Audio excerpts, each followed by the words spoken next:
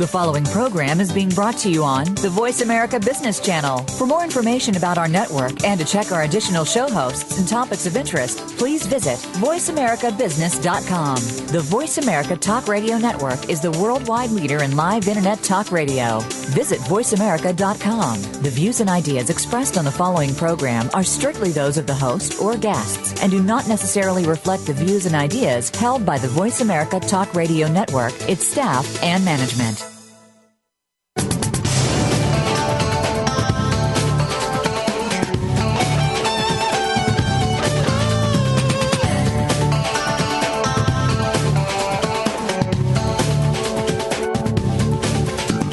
Welcome to Technology Today with your host, Ajay Gupta. Our program is an inside look at the issues and innovations of technology today. It can sometimes cause as many problems as it sets out to solve. How do we get it all straight? Now, here is your host, Ajay Gupta.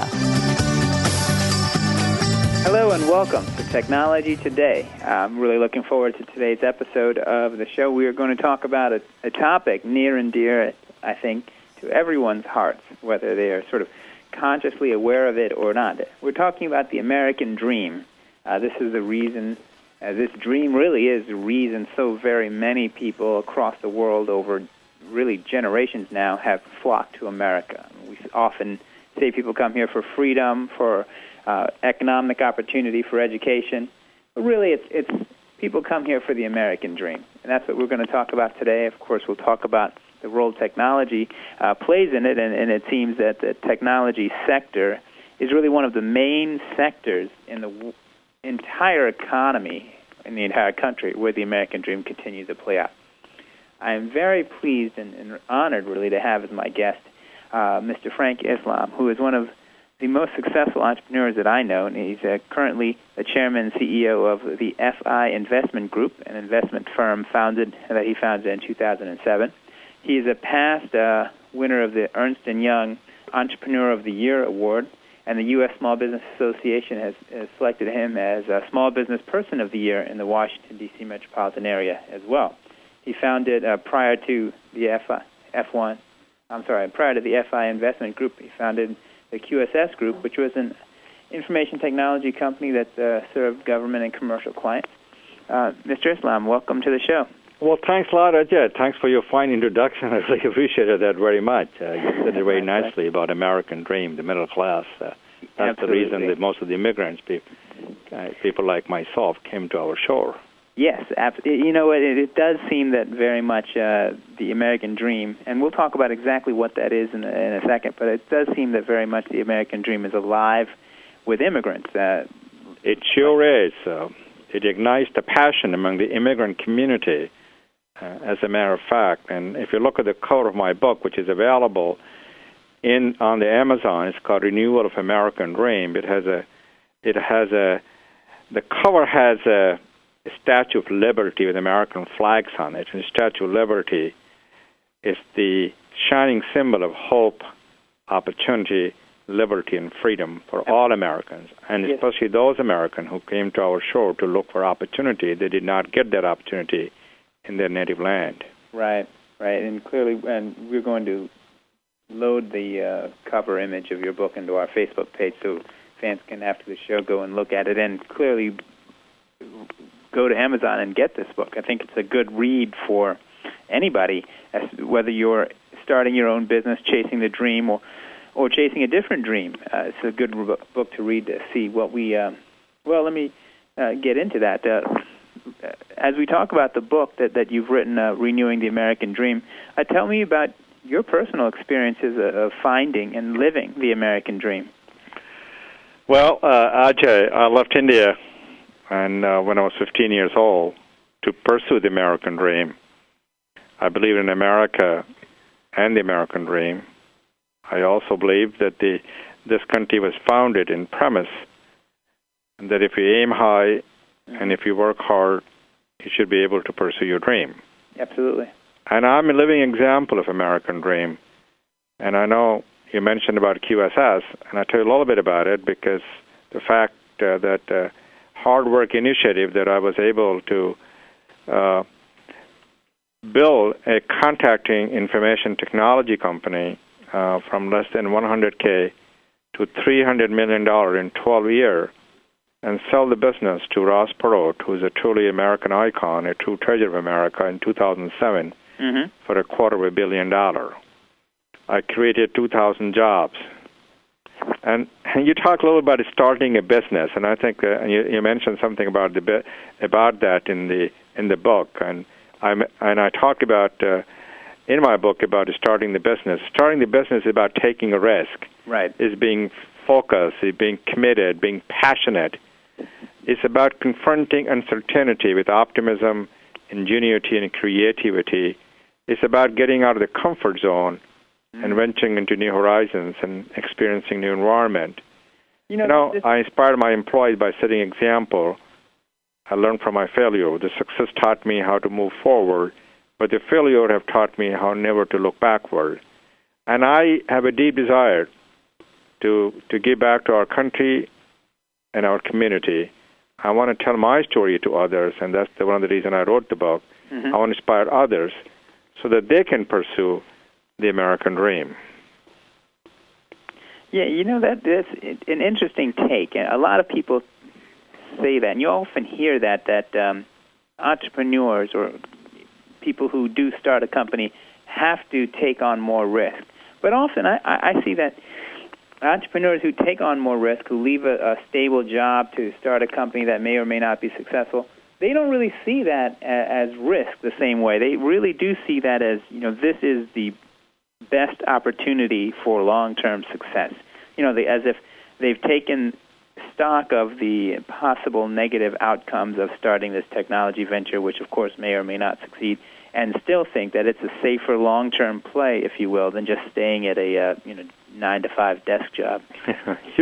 I guess you ventured yourself into new horizons. You started your company. You're still young, and you have many years to give back to America, to give back to our country. Well, and people like Bill Gates, people like Henry Ford, and the list goes on, and those people started their business because they believe in America and they believe that they should be successful. They will be able to pursue their dream, and these companies have become a truly icon in the world. And Google started in a school as well, and Dell Computers, which is a several billion-dollar corporation, started in a school. So these are the truly treasure of America. They are the icon of America, and that's the best part about America, is being entrepreneurs, taking the risk, and starting something new from scratch, and building it to huge enterprise, which is in a smaller way I was able to accomplish in about 10 years. Obviously, my company was not a Google, but I did okay. Yeah. Well, you did better than okay. But yeah, I did okay. A lot of the companies that you mentioned, in fact, all of them that you mentioned, Google, Dell, Microsoft, these are all tech sector companies. No question about that.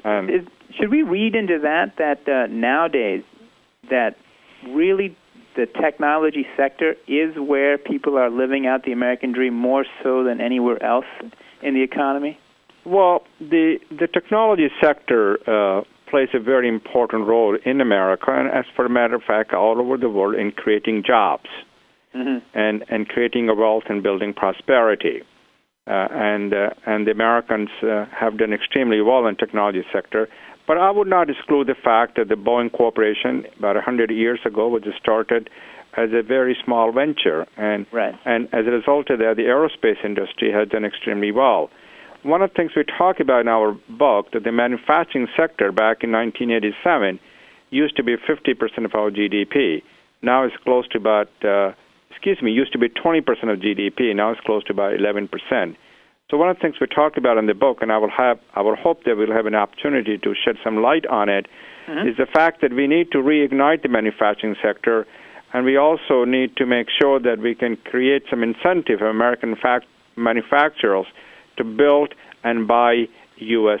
products and stop shipping jobs to overseas. Well, let's get into it. Why did you write this book on how the country can renew the American dream? Well, before I talk about why did I write the book, everybody talks about what's an American dream, correct? Sure. Yeah, it's a chance to be successful and to achieve the economic security.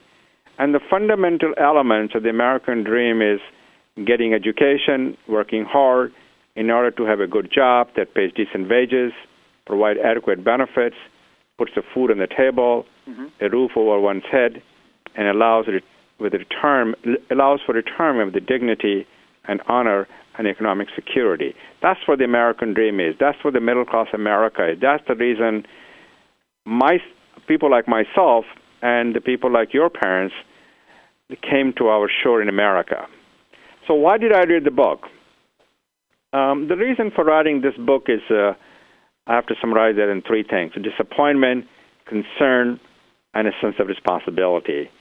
Disappointment, I was really disappointed that when our political and business leader did not come together as they did after 9/11.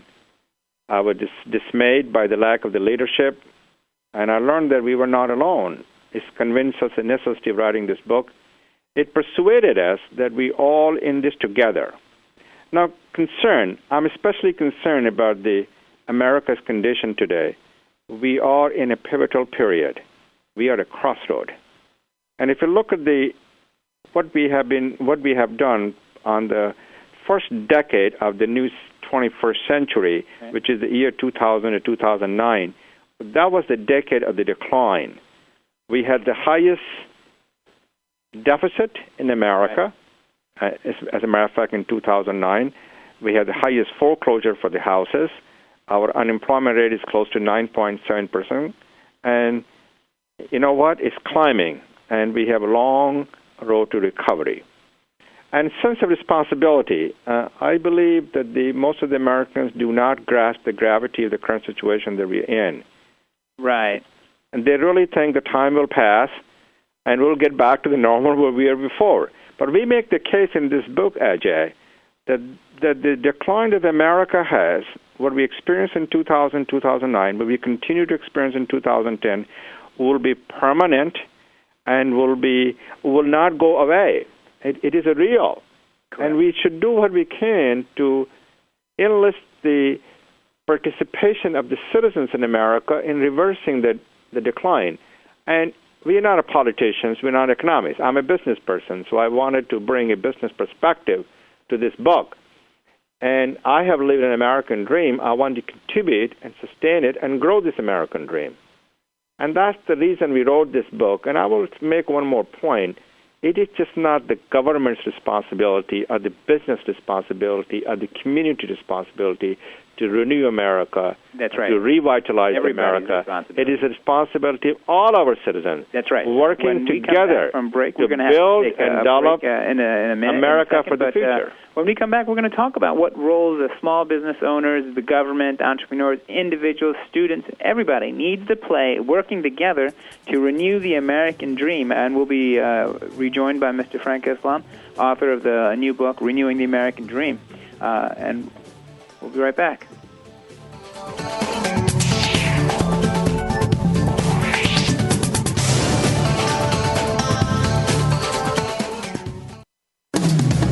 Are you tired of the government squandering your tax dollars on bailouts and overpaid bureaucrats? On Free Markets with Dr. Mike Beitler and his guests explain why big government regulations are the problem and innovative businesses and free markets are the solution. Listen to Free Markets with Dr. Mike Beitler, Thursday mornings at 10 a.m. Eastern Time, 7 a.m. Pacific on the Voice America Business Network.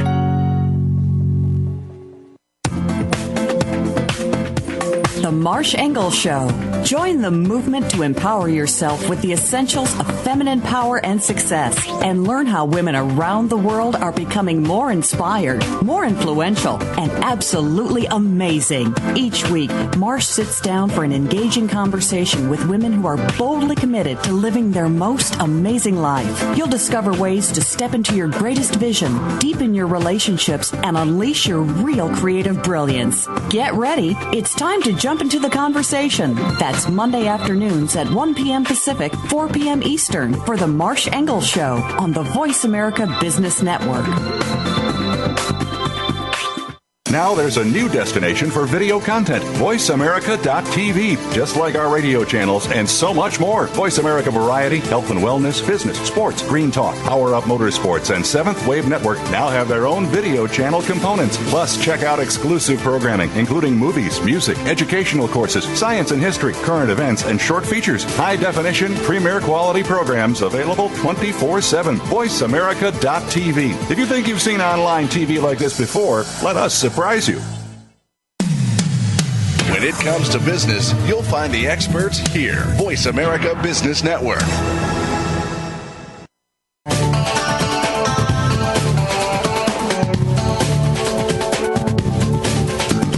You are listening to Technology Today with Ajay Gupta.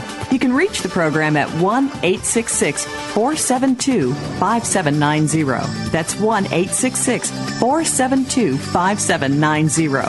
Send an email to agupta@technologytodayradio.com.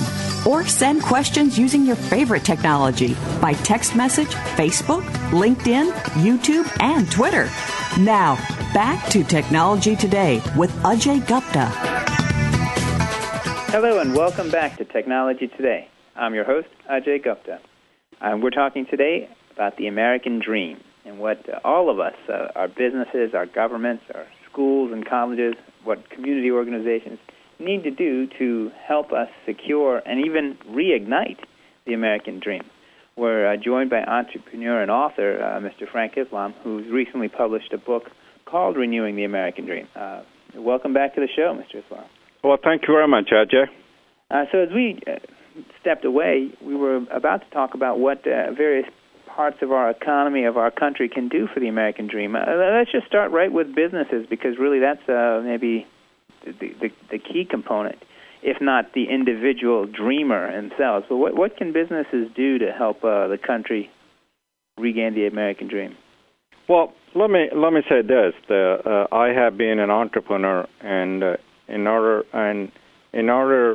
for America to create jobs, we need to make sure that the small business and entrepreneurs, they're willing to take the risk to create the jobs. That means they have to have the money.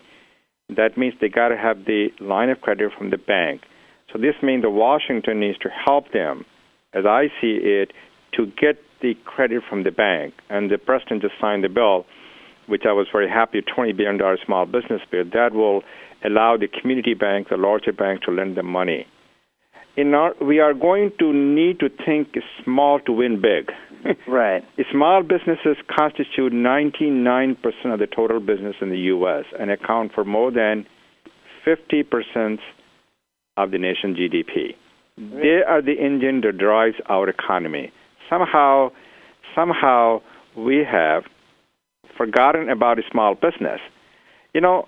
Once again, we need to become a hotbed for the small business. Is the entrepreneur a small business? They have built America. And on the previous discussion, we talked about people like Henry Ford, people like Bill Gates and Mike Dell, and the list goes on and on. So they play a very important, a significant role in creating wealth and building prosperity, as well as creating jobs. You're right. I mean, many people will forget that all of those titans really started as small businesses. You got it. Grew into big business. In fact, Bill Gates has redefined the level of a large business. But still, they were small business entrepreneurs at the beginning of. Well, you got to start from somewhere, Ajay. Right. That's right. Yeah. You can't just start from a billion-dollar corporation. You got to start from a small company, and then you have to grow into big and large corporations. But it is very important for a small business to take the risk. And somehow we have forgotten the fact that by just sending check the consumers and having them go spend the money is going to create jobs. Or federal spending is going to create jobs. No, it's the individual that's willing to take a risk, and they will create the job. That's right. So then, I guess what you're arguing there is that the government stimulus programs may be effective in the short run at increasing consumption and therefore increasing maybe tax revenues, and some businesses will be able to sell products. But that is not the long-term stimulus of the economy. So what can the government do to stimulate the American dream? I will, excuse me, go ahead and continue. No, I was just asking you, what can the government do? What should the government do in this? At this? Well, the government should not become a barrier or boundaries, and should not become any kind of obstacle for a small business or for any type of business to create jobs in America. And we need to do what we can to ensure that we can remove the barriers and the boundaries for the American companies to go invest, to take the risk, and to be an entrepreneur, and to drive this economy. Right. So do you think the government right now has become a barrier to job creation and to risk-taking? Well, I would not make that statement as very bold, and I would say this, that the business community have not been very happy with Washington, as you have seen the news in the Washington Post and other kind of newspaper. They say, but what we need to do, we need to listen and we need to hear their concerns, their gripes, and their grievances, and we need to bury the hatchet with regard to the administrations or the Congress that the small business is the one is going to create the job. So we got to stop bashing the Wall Street and stop bashing the business community and demonizing the business community. It is the individual that they will take the risk to create jobs, and not the federal spending. Correct. Yeah. We need to become what I consider in the administration, the Congress, and everywhere else, the leaders is that we need to get into the growth economy. So we need to reform some of the corporate taxes that we have, which is the highest in the United States. We'll talk about that in a minute. Yeah, the corporate taxes in America it's the highest in the industrial world. Wow. Yeah, that just doesn't seem right. That's exactly right. So let's talk about that further. Well, we also mentioned that the universities and research labs are really the places where innovation and risk-taking happen. Certainly in places where foster innovation. What's their role in renewing the American dream? Well, education plays a very important role. We need to create today's students for tomorrow's job. Right. And in many cases, our schools are educating students based on yesterday's job. That's exactly right, Ajay. You said it very well. But in addition to that, we need to also train students and provide the education of science, math, and engineering. And as President Obama said in his State of Union, first State of Union, that the education and innovation will be the currency of the 21st century. Right. Education and innovation is the currency. Will be the currency of the 21st century. He also said that once again we need to become a country that produces the largest number of graduates. But we need to make it more affordable in terms of education for all Americans who wants to go to school, and especially the children who are at the poverty levels, and the parents cannot send them to go to school. We're talking about the minorities, the low class. We need to find a way to help them, and especially like a good use of stimulus is to give a person a solid education. You got it, and that could have been the best use. In addition to that, Ajay, since you mentioned the stimulus package, obviously the stimulus package bailed out the big businesses and the big insurance companies that didn't really quite create the job. But what it did is put a stability in the financial market as well as the banks and so on and so forth. So I would give them a lot of credit to that. But some of the money could have gone to the small business. Some of the money could have gone to the education. Some of those money have gone to the universities to fund the students who can go to school, and especially the students who do not have the financial capability to go to school. I believe that we need to make it affordable for each and every American kid to go to school if they want to go to school. And that's what the philanthropists, people like myself who are the foundation, which is what my foundation does, is it helps the student to go to school. And that's what some of the entrepreneur people like yourself, other people who are listening, let us help the institution, the schools, the community colleges, and so that we can create environment for our children to excel so they can go to school. Well, we're talking about Renewing the American Dream with Frank Islam on Technology Today, and we're going to continue talking about the book and talk about a few things we need to do to jumpstart the economy and create jobs. But now that you brought this up, tell the audience how we can become involved in your efforts to fund education for underprivileged students. Well, my thoughts is really that the fact that everyone who can afford it, people who have made it in America, and made in America does not necessarily mean you're a multimillionaire, is to set aside some money and contribute that money to the community colleges, to the various universities, and take one or two kids under the mentorship and so on and so forth, help them to go to school, help them to get them a job, and you know what? They will help other people and so on and so forth. And this is a great way to do that. And somehow education is not affordable in America. As a matter of fact, I just learned that if you want to go to George Washington University, I'm not trying to pick George Washington University because it's a private institution, Ajay. It costs something like $45,000 to $50,000 to pay tuition, and that does not even include the living expenses as well as the food and so on. That is a lot of money. In order for you to have $50,000, you're talking about making close to about $75,000 at least. At least. And how many people make that kind of money to send to school? Well, you should be making $100,000, but you got to have the food on the tables, and so you got to have a lot of other living expenses that you need. And how many people can afford to send kids to school? We need to make it affordable for every American kid to go to school. Yeah, and the school of their choice. I mean, I know that school of their choice, absolutely right. Others, but and that's the reason I fund some of the scholarship program at some of the universities. That's the reason I'm on the board of University of Maryland and some other board as well. We need to get the technologists, the people who have made in America, and the people who are listening, go to some of these universities and talk to them, talk to the students. These students are hope for tomorrow. They're the one who's going to drive our economy, and they're the one who's going to run our country. That's right. So that's a great program that you support, or yes, I do. A vision that you have of having everybody through my wife Debbie's and I foundations that we have.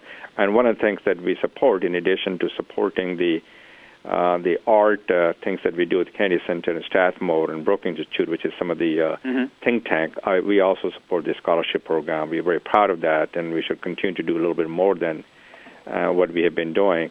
The economy has taken a toll on all of us as a result, and I hope the economy improves as a result of that. We will have more money to fund some of these scholarship programs. Absolutely. So getting back to the American Dream, and clearly education and scholarship opportunities for people who couldn't otherwise not afford education is a great way to do this, but what other kinds of things do you see from your experience, and what would you recommend to help us jumpstart our economy and return to the U.S. economy's hallmark of always creating new jobs and new sectors? Very good. The American job machine is broken. Business is not hiring. The American companies are very cautious in hiring and investing. We have a close to double-digit employment rate.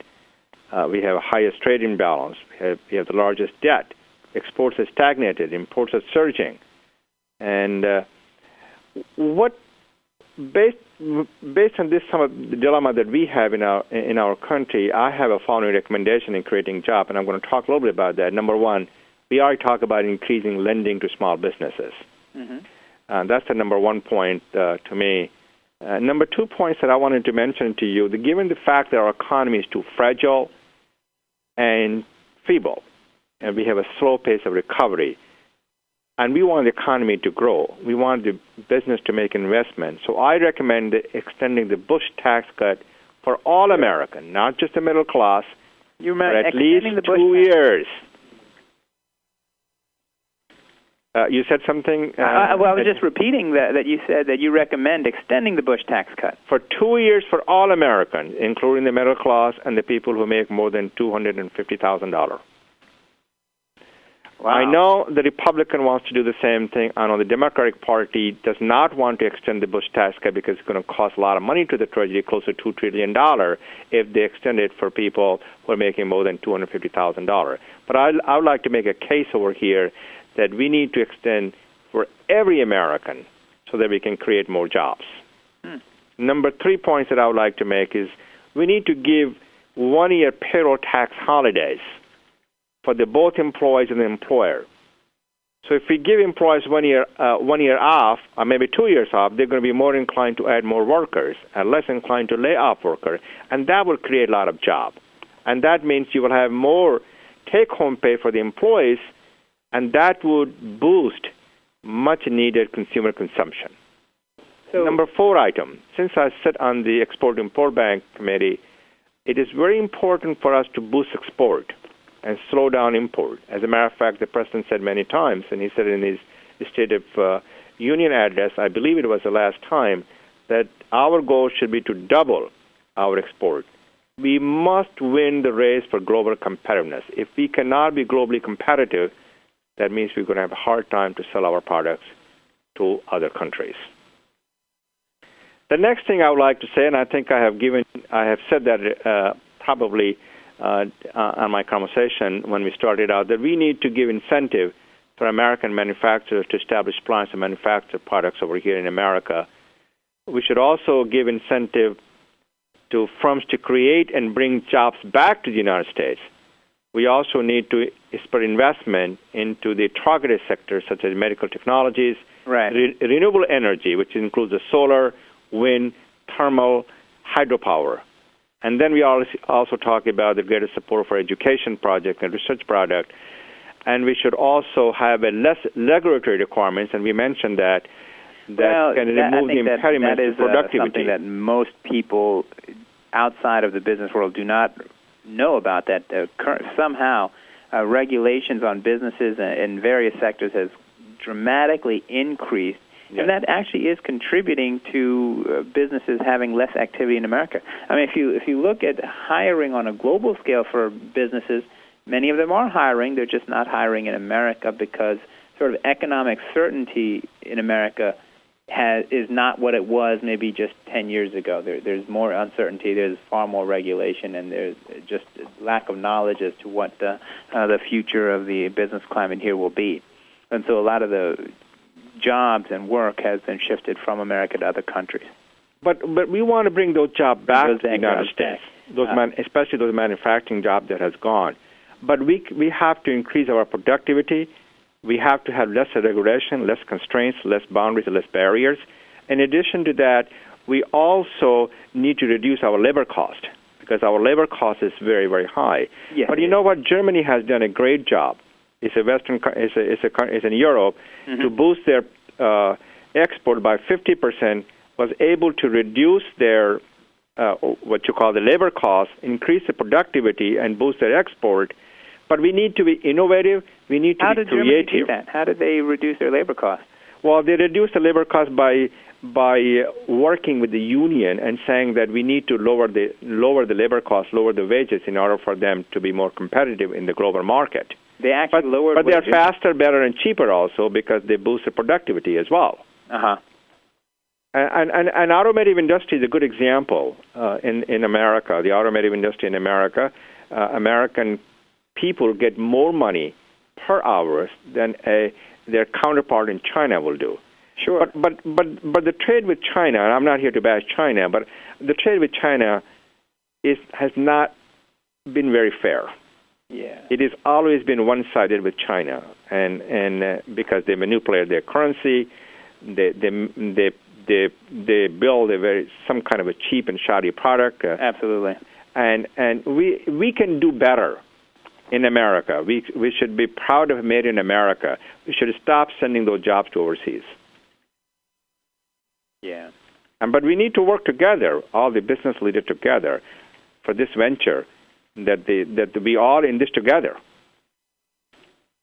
We are in this together because this is the future of our country, and it is the future of our country because we need to build America for the future generations. That's right, because this is likely the place where our kids will grow up. That's exactly the point. Kids will grow up. Well, we've had a great conversation on a lot of the topics. I think that our audience should certainly pick up copies of your book from Amazon and continue reading and seeing what we can do to renew the American dream and sort of protect our position in the world as the greatest innovator and the greatest creator of new technology and new jobs. In terms of, let me ask you, what are your final thoughts on what you want your readers to take away from your book? Well, Ajay, all of us have a role and responsibility in shaping our country's future. And I know the American dream is still possible for those who have the drive, desire, and discipline. I believe the Americans are strong, vibrant, and resilient, and we are a country of dreamers and doers. And therefore, I'm very confident that if all of us work together, as you have said, to build America, to revitalize America, I can say that America's best days will be ahead of us, not behind us. Absolutely, absolutely. Are you planning any future books or a follow-on book? Yes. Perhaps you can give me some thoughts. Your listener can give me some thoughts. What should be my next book? And I have not come up with any idea, but probably has possibly relate to business.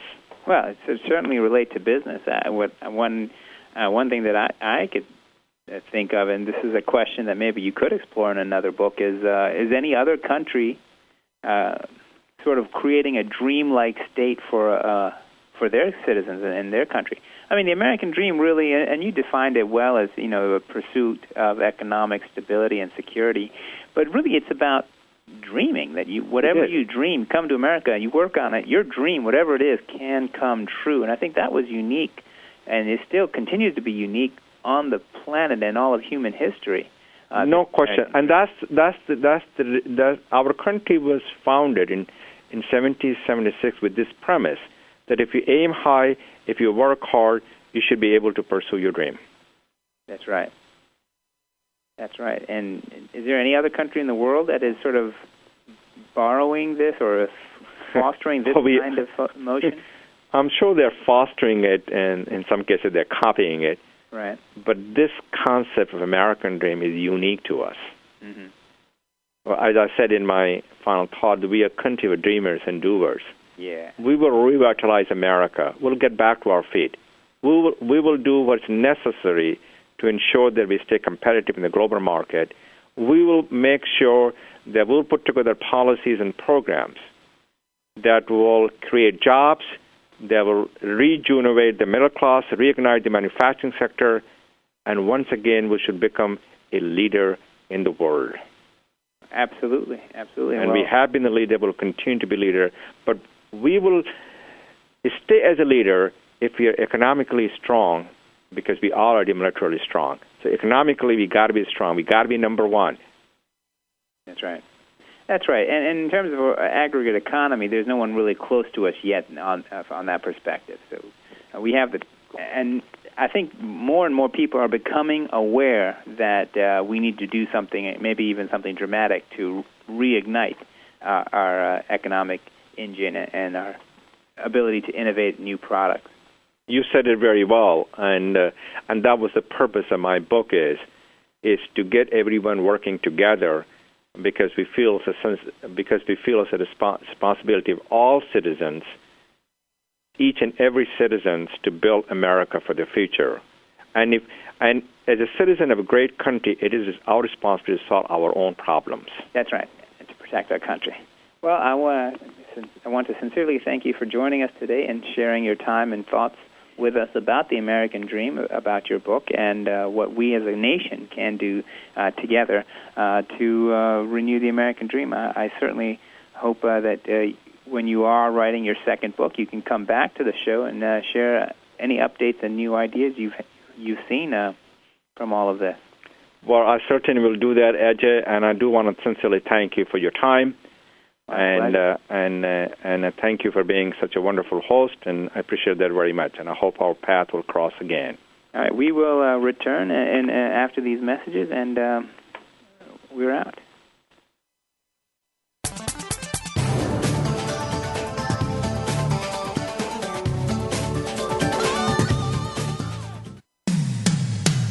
comes to business, you'll find the experts here. Voice America Business Network. The discovery process has long been an essential component of our civil and criminal justice systems. Both sides must have complete and accurate information in order to properly adjudicate a case. In today's digital world, that means gathering information out of computer systems, emails, and electronic repositories of information. When getting full and accurate information right now is critical to your case, G Security is the firm you can trust to perform e-discovery and get you all the facts in a timely, efficient, and effective manner. For more information, visit gsecurity.com. Go inside the world of PR with PR Insider, hosted by public relations expert Maureen Kettis. Maureen will speak to the world's highest profile PR pros from the fields of marketing, advertising, and sales. And PR Insider will feature renowned members of the media as special guests. Maureen will give you a VIP access pass, including tips and tricks to take your business to the next level. PR Insider with Maureen Kettis, sponsored by Cision, us.cision.com. Listen every Friday at 1 p.m. Pacific, 4 p.m. Eastern Time on the Voice America Business Network. Income Property Investment Talk with Peter Mosca and Dean Issa provides homeowners and investors eager to invest well in real estate the knowledge, resources, and tools necessary to generate significant wealth. Our focus will be the paradigm. Live where you want. Invest where it makes the most sense. Listen live to the brightest minds in real estate investment every Wednesday morning at 8 a.m. Pacific on the Voice America Business Channel. That's Income Property Investment Talk with Peter Mosca and Dean Issa, where America learns to invest. Do you need directions to solid financial future? If so, the Money Answer Show with Jordan Goodman will provide you with a roadmap to making smart money decisions in every area of your personal finances. Join Jordan every Monday at 12 p.m. Pacific Standard Time, 3 p.m. Eastern for the Money Answer Show on the Voice America Business Channel. Learn how and where to get the best deals on mortgages, cars, and insurance. Find out the best ways to save for college and retirement, get out of debt, improve your credit rating, and save on your taxes. The Money Answer Show with Jordan Goodman will provide you with great tips on investment opportunities in real estate, stocks, annuities, and other investment vehicles. That's the Money Answer Show with Jordan Goodman on the Voice America Business Channel every Monday at 12 p.m. Pacific Standard Time. We're always talking business. Talk to an expert. Call now toll free 866-472-5790. That's 866-472-5790. Voice America Business Network.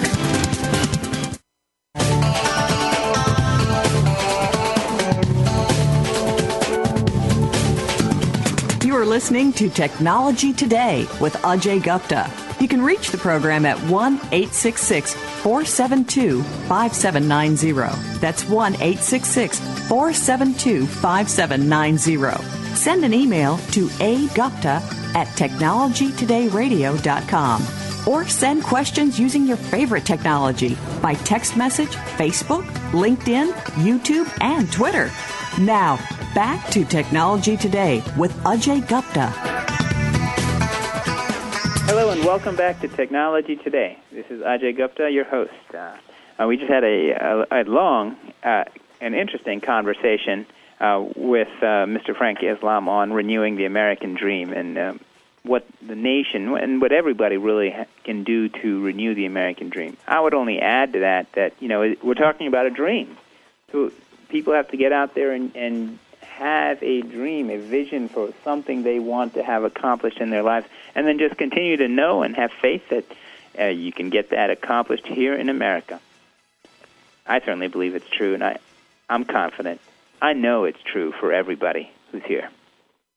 Well, but I would like to ask the audience to please tweet in, send in messages of innovative new products that you see in the world. You can send them to our Twitter account at /TechTodayRadio, post it on our Facebook fan page, or send it in, or just call into the show at 866-472-5790. That's 866-472-5790. One of the things in terms of innovative products and technologies that have been shared with us from alert listeners and alert audience members is the Google Driverless Car Project. I live in a state, and I think many states are going this way, where you cannot operate a handheld device of any kind while you're driving. So no texting, no cell phone, no talking on the phone while you're driving unless you have a Bluetooth receiver. And I strongly support that law, because you really cannot effectively control a motor vehicle on the road with lots of other people while you are distracted and trying to type, or even just simply holding the phone with one hand to your ear and have a conversation. You need to have both hands on the wheel and your eyes on the road. So the Google driverless car project is fantastic from my perspective. I mean, if we can get it to work, and I know that there is a stretch between what Google themselves reports on their blog as 140,000 miles of self-driving, or having the Google technology drive the car safely, is a lot different than having every car on the road controlled by sort of autopilot. I know there's a big stretch there, but if we can get away from people having to drive, freeing their times to simply sit in their cars and text as the computer is driving them to work, or some other thing, any other activity while they're in the car, I think we'll come a long way. Almost anyone you talk to will complain about having a commute. Anybody whose commute is 45 minutes or longer, and that's simply most people. I think the average commute is 52 minutes, or at least it's not unusual to speak to people whose commutes to and from work each way is 52 minutes or longer. I mean, if we can save that time or give that time back to people, that's going to be a big success for everybody. I like the Google driverless cars. Now, we have gotten a lot of feedback from listeners about that. Some people, Jeff in Minnesota, say the Google driverless car is like a flying car concept that's just simply perpetually in the future. That people will more readily accept control in terms of them driving the cars themselves than safety. I mean, it may very well be possible that if a computer is controlling all of the cars, that there'll be no rampant acceleration and no, of course, drunk driving incidents and things of that nature. But still, giving up control is not sort of in the human element, maybe, and so we may want control over safety. I'm not entirely sure that that's true in the sense that a lot of people take cabs for transportation or ride the bus or a train, and you surrender control there too, but people still continue to do it. I do think that the driverless car is going to be an option, or should be an option, that comes out in the near future, where the step one would be that the car will drive itself, and the human operator will have to be there on standby just in case there's a malfunction of any kind and can step in, much like a driving instructor when a new driver is on the roads for the first time. But just in reading the Google blog, Google has done this by using video cameras to see all around the car, using laser and radar sensors to detect distances from surrounding vehicles and objects that may be in the roadways. They've also mapped all of the roads that they used for their testing by having a manual driver drive the roads first. So I guess they are assuming that they'll have all the roads effectively mapped in order for the driverless car concept to work. And then the blog goes on to suggest that it's Google data centers that are crunching all the data and operating the vehicles. They're not clear exactly, as Google never is, on how their technology operates, but apparently they are aggregating all the data they know about the street situations and the cars, and then implementing this driverless car concept. Well, I don't know when it's going to be ready for purchase, but if it's ready for purchase, I want to be one of the early adopters. And if it's technology that Google is developing, I imagine we could go and buy the interface for our existing cars and then simply download the software from Google. And boom, we don't have to drive our cars around town anymore. Well, I love that. Now, we've got a few minutes left, so I want to take a look at the schedule on upcoming events. This month, the month of October, is Cybersecurity Awareness Month. So next week we are going to dedicate the show to cybersecurity issues. We have the honor of having Tom Patterson, who's a well-known executive in the cybersecurity space, who will talk to us about cyber war operations and planning at the Pentagon, as well as other initiatives in fighting cyber fraud or credit card fraud. We'll also talk next week in our cybersecurity awareness episodes about the merging of physical security and logical security access. So it's not just simply things like using your key card to gain access to the door and then to your building and then also to your computer, but a complete merge of physical security systems like cameras and door locking systems with logical security systems. And then October is also Breast Cancer Awareness Month, and the last episode of every month we dedicate to health IT. So we're going to talk a little bit about new research and technologies supporting breast cancer research and cancer research in general.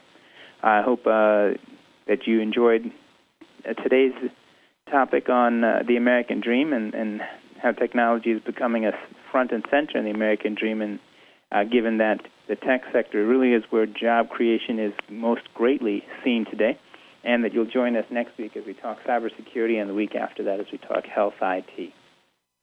This is Technology Today, and please do remember that if you missed any part of the show, you can download the show as a podcast either from our site on the voiceamericabusiness.com network or on iTunes. All of the links to all of these sites, including our blog at techtodayradio.wordpress.com, and our Facebook site and our Twitter site is available on our own website at www.technologytodayradio.com. We look forward every week to doing the show and communicating with our listeners.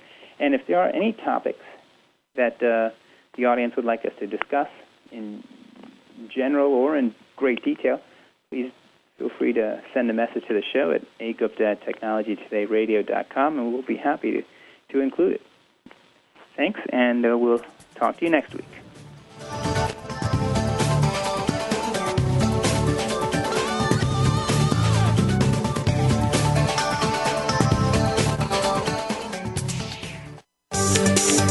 From the boardroom to you, Voice America Business Network. Thank you again for tuning in to Technology Today. Please join your host, Ajay Gupta, again next Monday at 1 p.m. Pacific Time, 4 p.m. Eastern Time on the Voice America Business Channel. Have a terrific week and embrace technology.